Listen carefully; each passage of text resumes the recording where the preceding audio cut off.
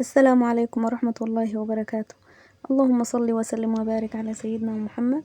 النهاردة هنعمل مع بعض الرز بلبن. هجيب حلة احطها على النار واحط فيها مية، واول ما تغلي احط فيها معلقة صغيرة ملح، واكون غاسلة كوبايتين رز واحطهم في الحلة واقلب فيهم كل شوية علشان ما يلزقش في الحلة.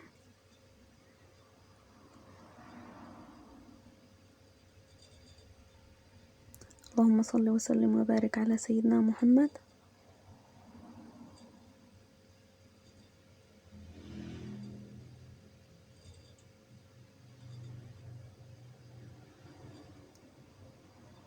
هفضل اقلب فيهم كل شوية علشان ما يلزقش في الحلة. واول ما الرز يقرب على السوا هجيب لتر حليب او لبن وهحط عليه معلقة كبيرة نشا، وهحط كام ورقة فانيليا وهقلبهم كويس مع بعض مع لتر اللبن.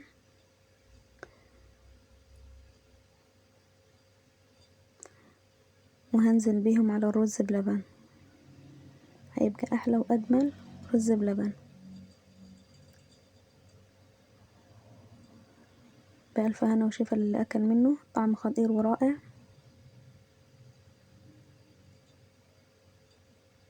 كل شوية هفضل اقلب في الحلة ما سيبهوش خالص، لان لو سبته هيلزق في قعر الحلة وهيبقى الطعم مش حلو خالص.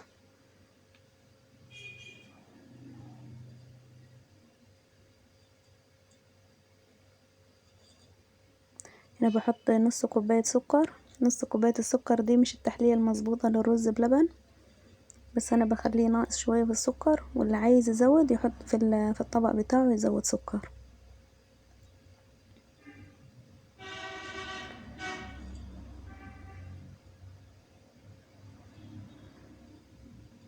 وهفضل كل شوية اقلب فيه.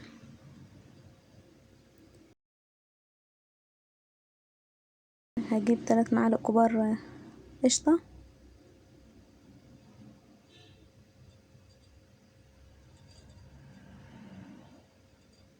وهنزل بيهم على الرز بلبن. القشطة بتدي طعم للرز بلبن خطير.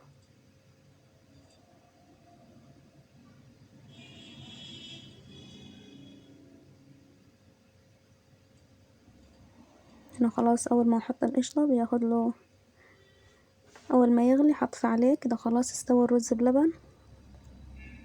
هطفي عليه النار وهغطي الحلة، وكده الرز بلبن يكون استوى.